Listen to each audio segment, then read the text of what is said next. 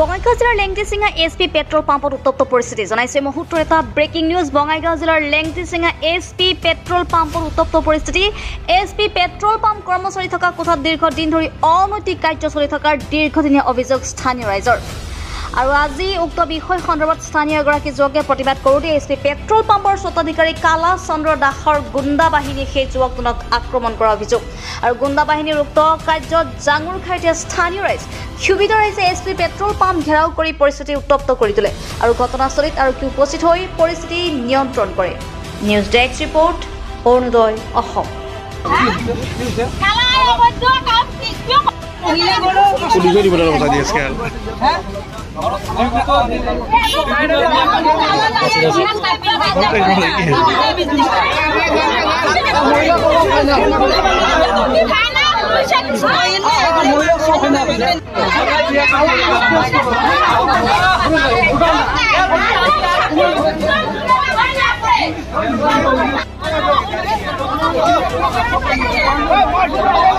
মানে আমি ওদিকে মানে তাতে মানে ঘুরবার গেছো মানে ওতে অভদ্র কাম করে ডিপু টানি কেনে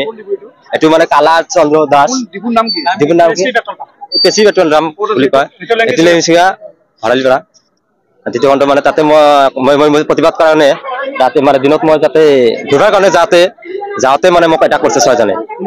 এটো কার্তিক কালা দাস আর মুসলিম মানুষ সলিম আব্দুল এতে মানে মোক এটা করছে মারার কাৰণে ডিগাল লৈ কেনে মই হ্যাঁ কি কৰে কিবা কৰে বিজনেস বলে এটু বিজনেস কৰে অভদ্ৰ কামটো বিজনেস চলাই এতে এটু প্ৰতিবাদ কাৰণে মোক মাৰবা খুঁজছে আজি মানে দুজনে মাৰ খোৱা মানে মই গুচি মানে যেনেকে হওক মই এটা হাজু কৰি মই আহি গৈছো মানে পেট্ৰল পাম্পৰ মানুহ পেট্ৰল পাম্প মানে 6জন মানুহ আহিছিল তাতে আটক কৰিবলৈ দা লৈ আহিছিল বহুতো বিভিন্ন ধৰণৰ অস্ত্ৰপাতি লৈ আহিছে আহতে আৰু গাঁৱতো মানে দম দি আহিছে যে আজি কি হয় হ'ব মানে মই গুণ্ডা বাহিনী লৈ আছো পিছত এটেক হ'বই সেইটো মানে 100% নিশ্চিত দিছে কিহৰ কাৰণে মানে এইটো ইয়াতে অবৈধ কাম চলি থাকে সেইটো এই এছপি পেট্ৰল পাম্প লেংটিচিঙাৰ ওচৰত সেইটো তাতে মানে তেওঁ কৈছে কিয়তে বাধা দিওঁতে তেওঁক মানে সেইটো মানে গোপন কৰি ৰাখিব মানে তেওঁক আজি শেষ কৰি দিব সেইটো ব্যৱস্থা লৈছিল সেইটো কালা চন্দ্ৰ দাস কাৰ্তিক দাস সলিম আব্দুল কি কৈছে এতিয়া মানে ন্যায় বিচাৰো মানে এইটো পেট্ৰল পাম্প চিল মাৰি দিব লাগে বন্ধ কৰি দিব লাগে এইটো বন্ধ কৰি দিব লাগে পেট্রোল পাম্পত আজি আমার নড়া গালা দাও বাদে দিছিল সেই জন্য আমি পেট্রোল পাম্পত মারছে সেই জন্য আমি বিচারের নিকা আসছো তাহলে ছিল পেট্রোল পাম্পত ব্যবসা হয় অবৈধ ব্যবসা করে এতে এই জায়গার অবৈধ সম্পর্ক ওই জায়গায় নিয়ে যায় ওই জায়গায় থেকে এই জায়গায় এনে অবৈধ ব্যবহার করে এগুলা আমরা প্রতিবাদ করছি এখন আমার